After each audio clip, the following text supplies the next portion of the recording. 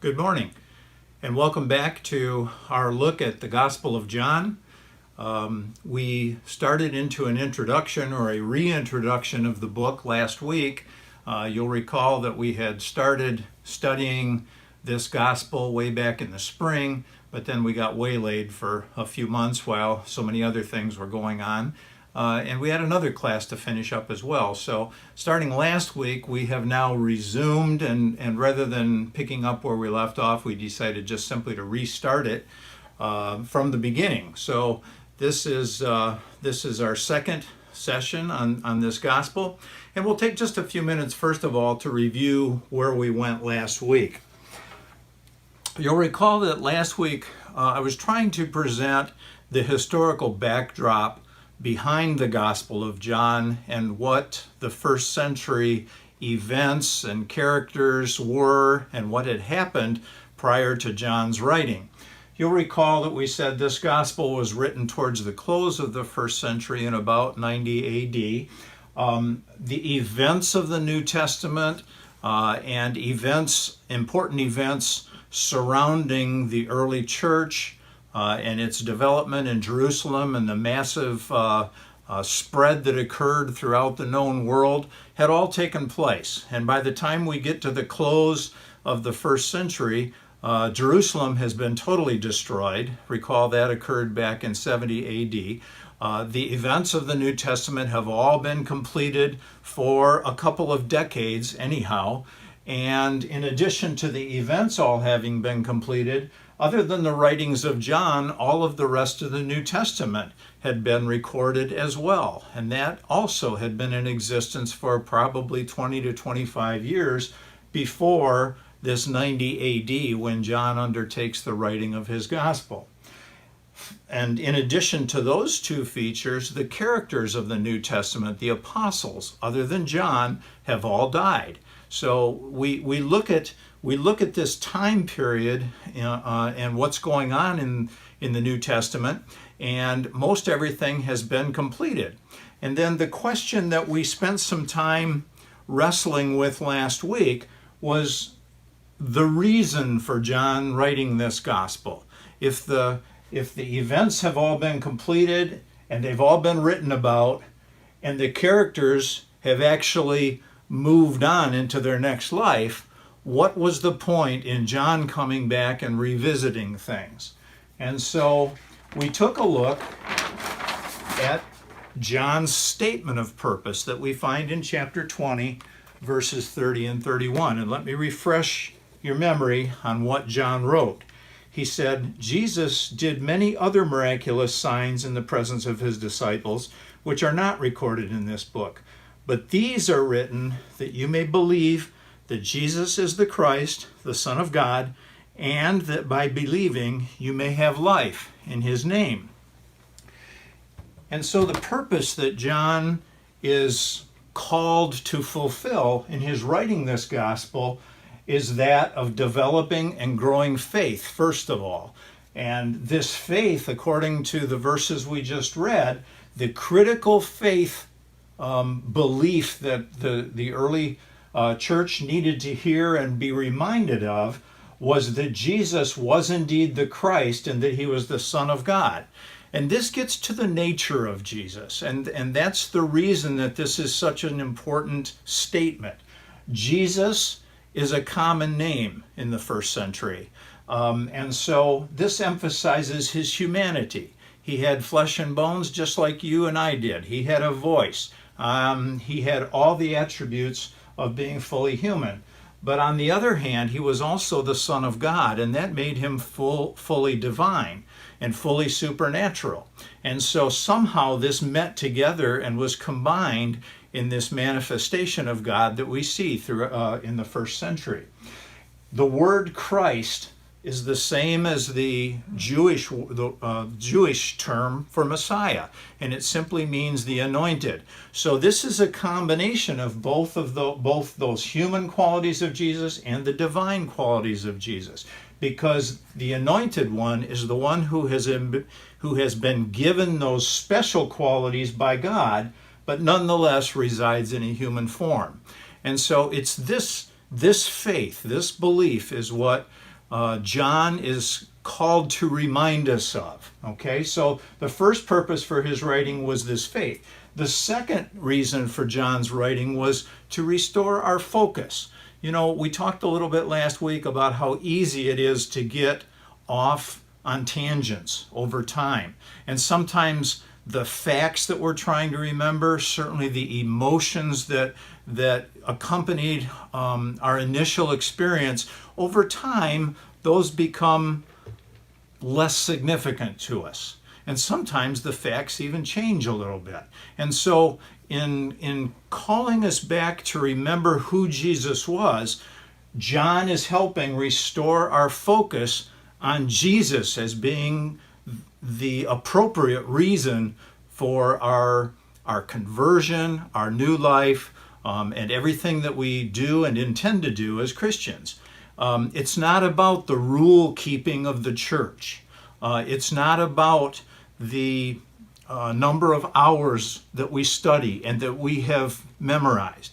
It's not about those secondary objectives, those secondary goals. It's the primary goal is all about seeing Jesus for who he was. And John's intention is to remind us of that. And then thirdly, we talked about the fact that the author, John, as guided by the Holy Spirit, says that this belief should bring us life, and that life really means a new way of living and a reason for living. And so when we look at Jesus, we should see clearly the type of life that we are called to. And so these are really the three qualities that John tells us he's bringing back to our minds. He wants us to have this faith in who Jesus was and is. He wants us to be focused on him as the primary and appropriate reason for our faith. And then because of this belief, it needs to change the way that we live and give us purpose in our lives. And so those are the things we will be looking at as we work our way through the book, once we actually start looking at the text of the book. Okay. That's what we covered last week.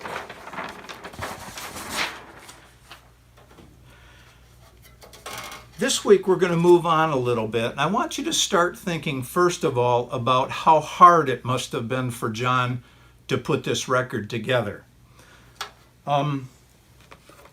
Listen to how he ends the book. This is chapter 21, verse 25. Well, I'll go back to 24. Verse 24. John writes, "This is the disciple," referring to himself, "this is the disciple, I, John, who testifies to these things that he had written, and who wrote them down. We know that this testimony is true," or his testimony is true. And then verse 25, "Jesus did many other things as well. If every one of them were written down, I suppose even the whole world would not have room for the books that would be written."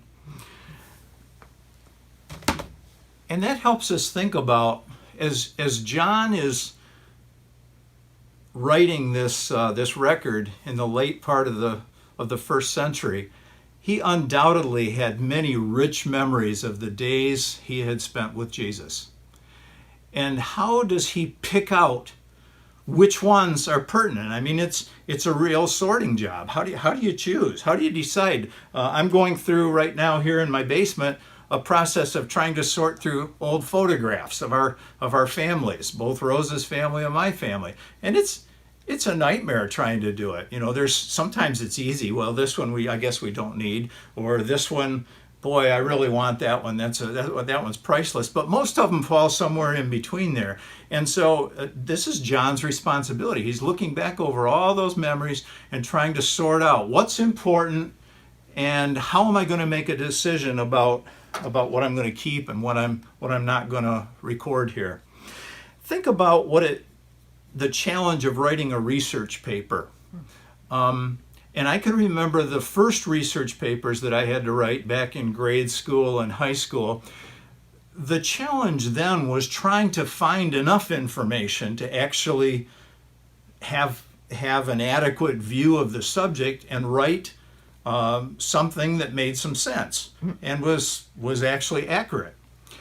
Our local library, our school library, usually was very limited. And so sometimes I would have my mom take me to the city library. Sometimes I even had access to the community college library. And my goal was to just try to find enough information that was pertinent that I could put it together and understand it and develop a research paper about whatever the topic happened to be. But think about the students today. And when I was in my latter part of my medical career, this became a great challenge for us. Because now, if you just simply sit down and do a Google search, you've got so much information you don't know what to do with it. It's exactly the opposite problem of what I had back in grade school. The problem now is there's too much information, and so you start sorting through it and trying to choose, well, is this important? Is it valid? Has this study been done in such a way that I can rely upon it or not? And so you've got a whole different set of variables that cause you to sit and reflect, well, should I include this or shouldn't I? And this is what John was facing. As he looked back at the life of Jesus, there had to be thousands and thousands of things he could have written down. Think about being with somebody for 3 years, listening to them talk, watching them walk, watching how they lived their life, watching how Jesus conducted his devotional life, how he related, how he got his spiritual strength, watching how he related to people, watching how he used the miraculous powers that he had been endowed with. And then try to sort that out and figure, well, which one of these things am I going to include or which ones will I not? It's a lot like a museum curator who has to pick and choose from all these artifacts. Okay, what are we going to put on display? And that's the challenge that John was up against. And in all of those decisions, John's compass, I believe, is what he stated in chapter 20, that these things are written so that you might believe that Jesus is the Christ, the Son of God, and that by believing you might have life in his name. And so again and again, we come back to this verse as being the compass, the thing that will keep John on the true north direction so that he can give us the information we need to believe Jesus was this remarkable, amazing, one-of-a-kind God person. Okay. So now, what I asked you to do this last week was to read through the gospel. I hope you've had a chance to do that. And then to take a look particularly to see some of those unique aspects of his gospel. And we should expect it to be unique, because if it wasn't different from the other gospels, why was John called to write it 20 to 25 years later? There would have been no purpose for it. So we're going to see things about John's gospel that are definitely unique and different. So this is what we'll be looking at today, are the unique aspects. And once again, I'll ask you if you haven't already done so, pause the camera, go back to the Facebook post or the YouTube entry point that got you into this class, and look there to find a link to a handout, because we'll be referencing this handout shortly. So turn me off, go take a look at and see if you can find that, and we'll rejoin here in just a minute. Okay, welcome back. Hopefully you've been able to find and print out that handout, or at least have a copy that you can look at. I'm also going to try to slip a couple of slides in here so that you can see some of this on your viewing device, whatever you happen to be using. It would be better if you were looking at this on at least a computer screen or a big screen, because there's a lot of information on it. But if you've got a phone, I think you can probably struggle through. Okay, so the first thing we're going to talk about being unique to John's gospel is just very simply the content of his story, of the narrative. that John tells. And this probably will surprise you a little bit unless you have studied it and looked at it before. If you have the full handout available to you, you'll see that there are a number of events of the Gospels listed there. Now, what I did is I just went through the 4 Gospels and I just took a look at many events of Jesus' life, and then I sorted out which ones appear in which of the 4 Gospels. And that's what this chart illustrates. I'm not claiming it to be perfect. I just did this very quickly. So there could be some errors, but I think you'll get the general gist of what I'm talking about. Now, I'm going to put up this first slide, and this is a little section of this handout. And you'll see this slide in front of you now, and you'll see that it begins with the ministry of John the Baptist. And you'll see that the ministry of John the Baptist is mentioned in all 4 of the Gospels. But what's interesting about that is that John includes some special details that none of the other 3 include, okay? And then we're going to also see that, the next thing on the list is the John the Baptist recalling the baptism of Jesus. And so John the Baptist is John the Apostle is the only one who gives us that viewpoint, the viewpoint of the Baptist out in the wilderness recalling Jesus coming to him for baptism. And he discloses some important facts with that, including the fact that that was how John the Baptist recognized Jesus as being the Son of God, the Lamb of God.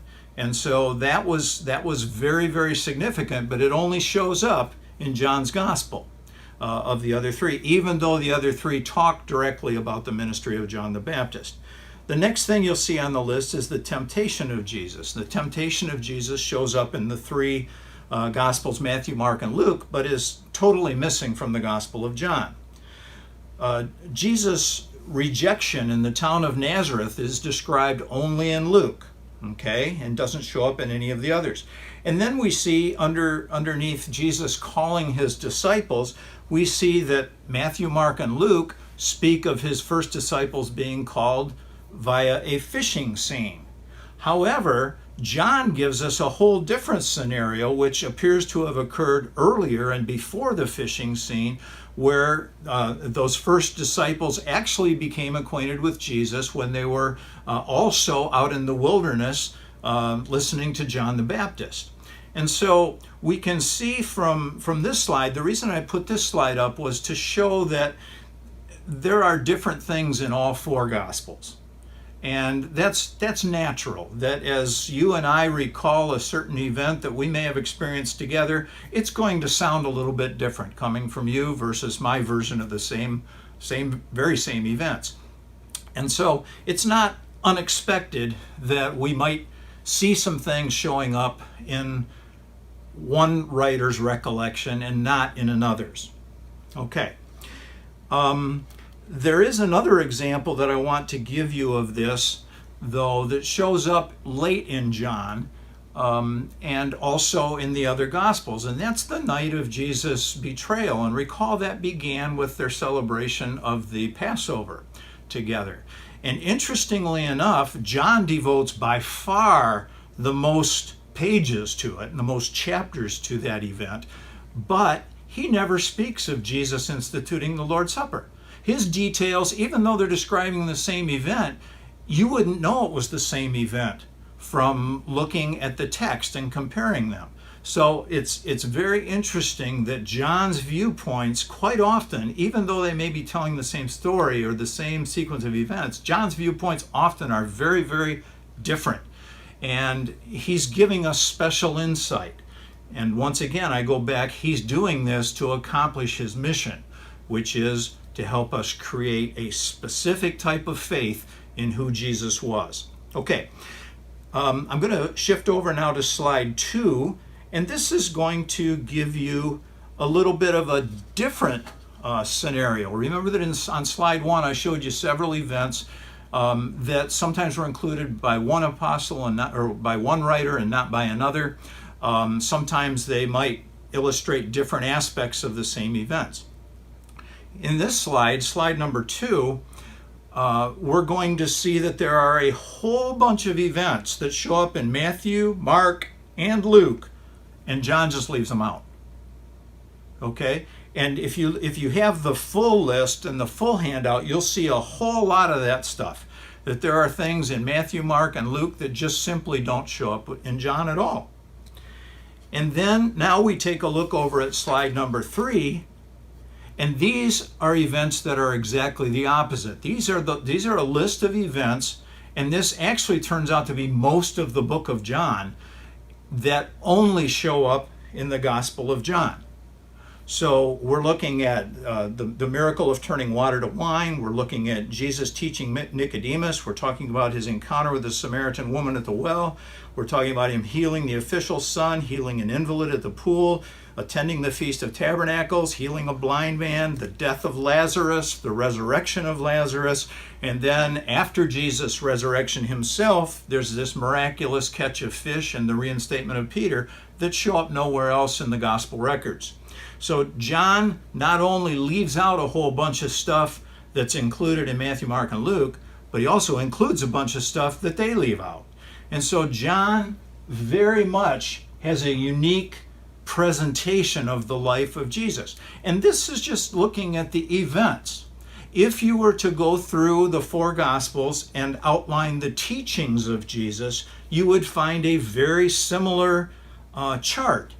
You would see that his parable teaching shows up all over the place in Matthew, Mark, and Luke. But it's missing in John. We don't see it. Okay? And then on the other hand, when he does miracles in the book of John, and when he does these miraculous healings and these things dealing with nature, whatever he happens to do, it's not just a simple incident and then we watch the people react to it. Instead, Jesus builds a whole sermon about what he has just done.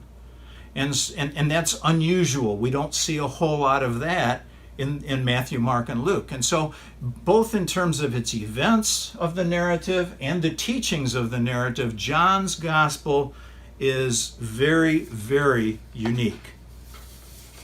Okay. So that establishes my first point, is that the content of the gospel, the content of the story is just very different from everything else we see. Okay, and well, enough said. The second thing that we see, and we're going to talk about, this won't take very long, is the time period. Which part of Jesus' life does John cover? Well, he says virtually nothing about his birth. And we only pick up at the point of really his baptism, and we see that only through the eyes of John the Baptist. Predominantly, John, the gospel, deals with the last week of Jesus' life. Chapters 12 through 19 are Passion Week. That means that's the week beginning with his entry into the city of Jerusalem and ending with Resurrection Sunday. So that gets a lot of press, and much more press in John than it does in Matthew, Mark, or Luke. And if you start with chapter 13, that's chapter 13, and you go through chapter 19, that's really about the last day of his life. Okay? And so we see that John's emphasis is upon the conclusion of Jesus' life. And in fact, a third of the book is devoted to the last 24 hours. So let that sink in for a minute. That means John is laser focused on what's happening in Jerusalem. And it's interesting because when he tells the story of what happens in Jerusalem, he tells it from a completely different story. When we read the Synoptic Gospels, Matthew, Mark, and Luke, we see much more what's going on in the town and how people are being confronted by Jesus, whereas in John, his emphasis is upon supporting his disciples and getting them ready for the fact that he will no longer be there. And so we see this tremendous difference in the way that John approaches those final days. Okay. The third thing that we'll emphasize that's unique about John is the location, where the events are taking place that John describes. Now, in order to see this, I just want to draw a map of first century Palestine. We've got the coast. This is the Mediterranean Sea. We have in the northern area, we have the Sea of Galilee. And in the lower part of the country, we have the Dead Sea.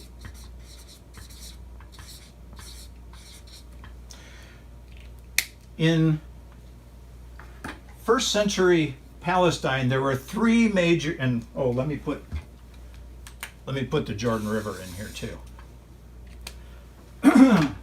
There were three major political or administrative divisions of the country of Palestine in the first century. And of course, they were all under the domination and the rule of Rome at this time.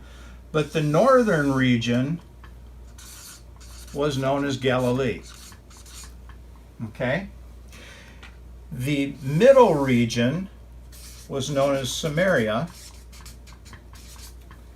and the lower region was known as Judea, with the capital city, of course, being Jerusalem. And I'm just going to label that J. Now, in the Synoptic Gospels, in Matthew, Mark, and Luke, we see a lot of events taking place up in Galilee. This is the disciples, the apostles who were fishermen. They all worked on the Sea of Galilee. We see a town of Capernaum being emphasized up there. We see Jesus, of course, living in Nazareth. These are all things going on in Galilee. And so as the writers Matthew, Mark, and Luke develop the story of Jesus and his disciples, they spend a lot of time up in Galilee, and there's a lot of description of the events and things that took place in the northern part of the country. Now, Samaria, of course, we're not going to go into the whole history of Samaria, but Samaria was looked at by the Jews as being half-breeds and scoundrels. The Samaritans were considered, half-breeds and scoundrels. They had been left behind when Assyria carted off the northern kingdom of Israel in 721, 722 BC. There had been some people left behind, and then they had intermarried with the native Canaanites, and those individuals were those who now lived in Samaria. They had developed their own version of Judaism. They worshipped actually on the mountains of Mount Gerizim, Mount Ebal, which of course a legitimate Jew would never do. And so we see Samaria pretty much neglected from the other Gospels, other than an occasional hint. But John brings us a full story of some things that go on in Samaria, and he actually causes us to open our eyes and understand the fact that Jesus was not just talking to the legitimate Jews. He was indeed to be the Savior of the world, and that's an important concept. So we'll see that as we move to as we look at the gospel itself. The third zone, Judea. This is where the Jewish religion really was focused, though, and the legitimate Jews, by and large, and especially those who were religiously legitimate, they were primarily living in Judea. Of course, the reason for this was that the temple was in Jerusalem. And so in order to have your sacrifices conducted at the proper times and in the proper place and in the proper ways and by the proper people, most of that activity was centered in the town of Jerusalem. And we're going to see, now this is the part that's important as we go back to our list of unique aspects of the Gospel of John, is that in John's Gospel, almost everything happens in Jerusalem.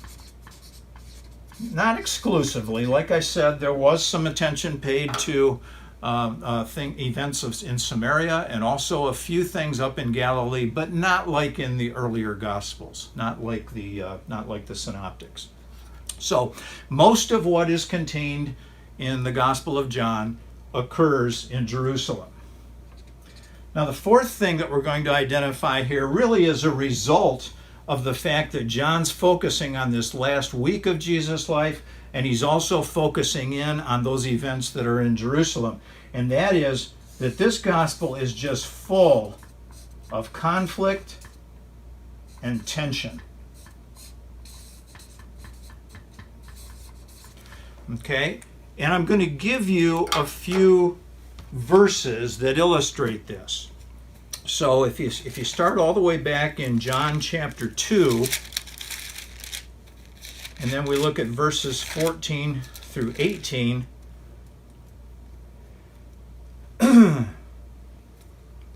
John records this. Well, I'll start in the last half of verse 13. Jesus went up to Jerusalem. In the temple courts, he found men selling cattle, sheep, and doves, and others sitting at tables exchanging money. So he made a whip out of cords and drove all from the temple area, both sheep and cattle. He scattered the coins of the money changers and overturned their tables. To those who sold doves, he said, "Get these out of here. How dare you turn my Father's house into a market?" His disciples remembered that it's written, "Zeal for your house will consume me." And then the Jews demanded of him, "What miraculous sign can you show us to prove your authority to do all this?" So you can see the battle lines already being drawn, and we're just barely into the book.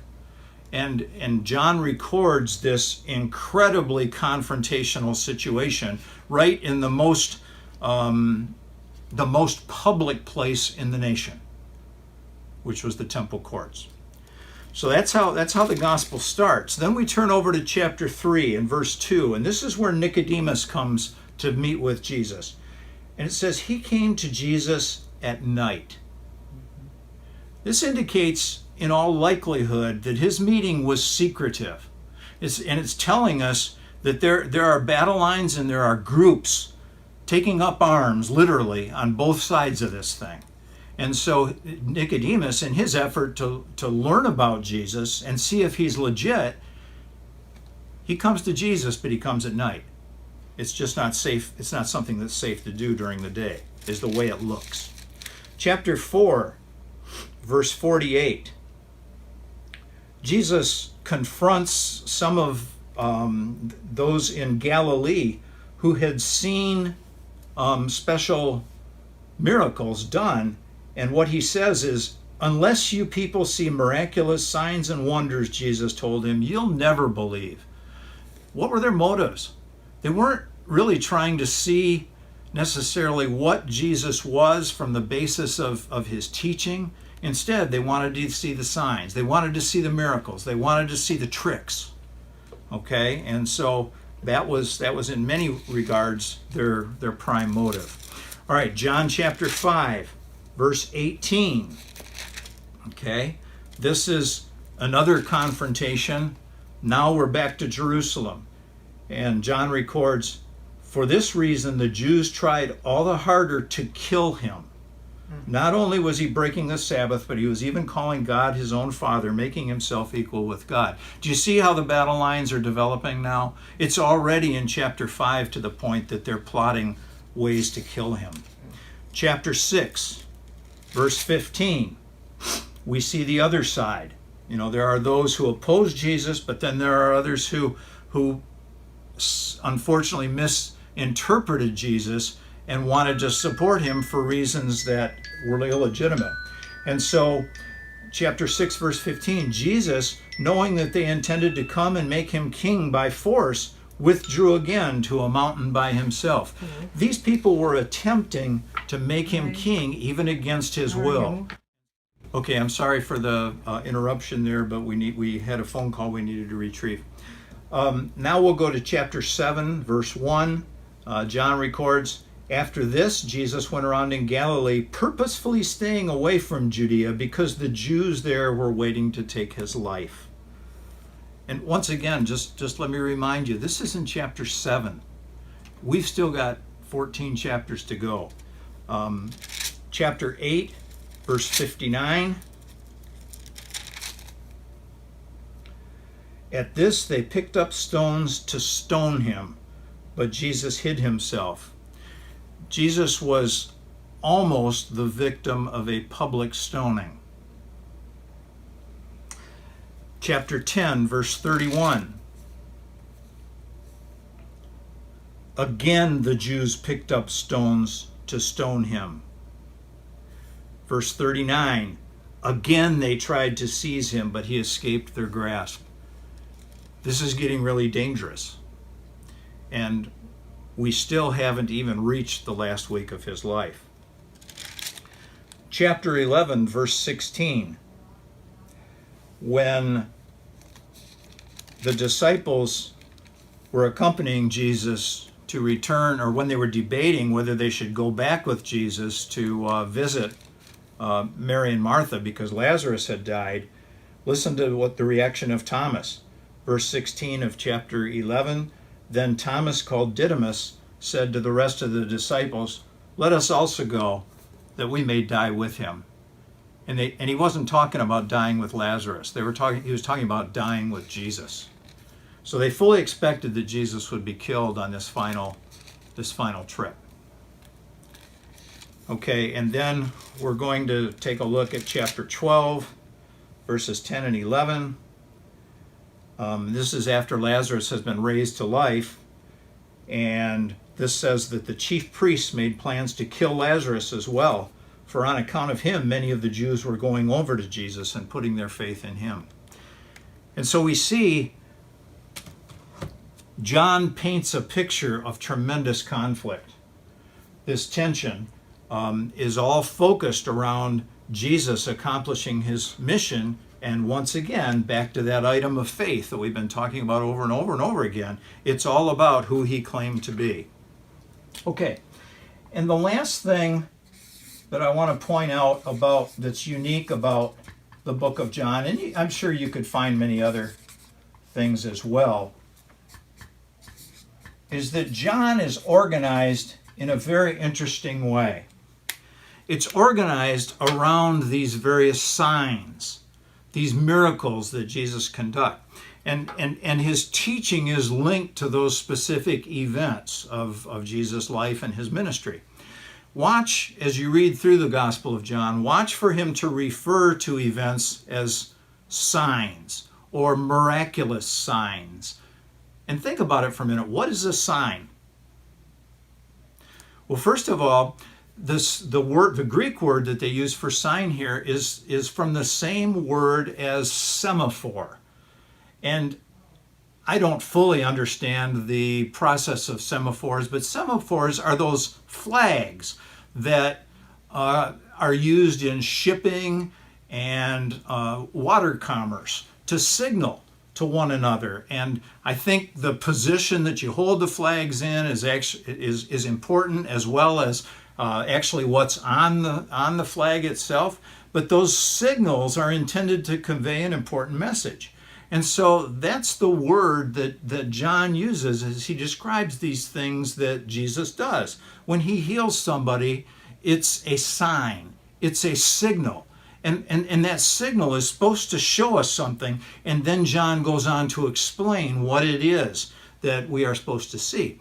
But more than that, these signs and these things that Jesus does quite often are metaphors for what the point he's trying to make. And they should cause us to look for something deeper along the lines of the miracle that he has just performed. For example, let's talk about his encounter with the feeding of the 5,000 in chapter 6. When Jesus feeds 5,000 people and does that tremendous miracle, then he launches into a sermonette talking about the importance of the bread of life and what it is that can bring about life for other people and what that bread is, which is himself, right? Okay, when he meets a Samaritan woman at Jacob's well, and they begin to talk initially about drawing water from the well. Now, there's no real miracle that goes on in that process, but Jesus dives very quickly into this woman's past and her past history. And pretty soon, instead of talking about water that quenches physical thirst, they're talking about spiritual water. And Jesus says, I'm going to give you some living water. Okay? And he's talking obviously about spiritual nutrition, spiritual cleansing. And so we see again that there's tremendous symbolism in what Jesus does and how he pairs it with what he teaches. Okay, in chapter 8, he begins to talk about the fact that he's the light of the world. He's the way that people can see what's legit, what's not legitimate, what's in light, what's in darkness. And in order to illustrate that, he heals a blind man and brings sight to this man. So we have this link between him being the light of the world and bringing vision to the world, and then he actually brings physical vision to a blind man. And he then talks about how many people there are around them who were spiritually blind. Okay? And then we see over in chapter 11, we see him performing the miracle of resurrection in Lazarus' life. And he launches into a discussion of the fact that he is the resurrection and the life. And so he uses these tremendously powerful, miraculous signs and wonders, and he uses them to illustrate great teachings about himself and what his role is in communicating the Father's plan. There are others that are less obvious, but we will talk about them as we get into them. Things like transitioning and changing water into wine. Well, what does that mean on a spiritual level? What about his clearing of the temple? What was he trying to illustrate there? But in all of these different things that Jesus did, he's using these signs, and particularly and specifically the miraculous ones. These are God's testimony coming to bear, and they're saying, literally, as we read elsewhere in the Gospels, where it says, "This is my son, listen to him." And every one of these special miracles that John portrays has that message behind it. Okay, so these are some of the things that I hope you realize now are unique about the Gospel of John. The content is unique. Most of the stuff that's included in John doesn't show up in the other Gospels. The time period of John is really focusing in on the last week or even the last day of his life. Most of John's Gospel occurs in Jerusalem when Jesus has gone there for one type of feast or another. And the focus is on Jerusalem. Because of that, there is tremendous conflict and tension in the book. And we see people taking up sides. They're either with Jesus, sometimes for mistaken reasons, but many of course, are against Jesus as well. And then we see the organization of the book around these signs and miracles and wonders that Jesus does over and over again. So let me encourage you this week to read the gospel once again. This time, look for these unique features that we've identified. And what I would ask you to do also is take a look and identify the transition points when it seems like there's a little bit of a shift in the text. And there are reasons for that. I'm talking about things like when John will include words like the next day or sometime later. Those are transition points, okay? Or Jesus travels somewhere. Okay, so every time those types of things occur, those are transition points, and I'd like for you to look for those next week, and that's how we're going to launch into next week's class. We'll be taking a peek at how the book actually falls together. Okay, that's all for today then. Once again, I want to thank you for joining in with us as we begin to unlock the secrets and the treasures that are here within this great book. I hope you have a great week this week. And once again, never forget, God is good all the time.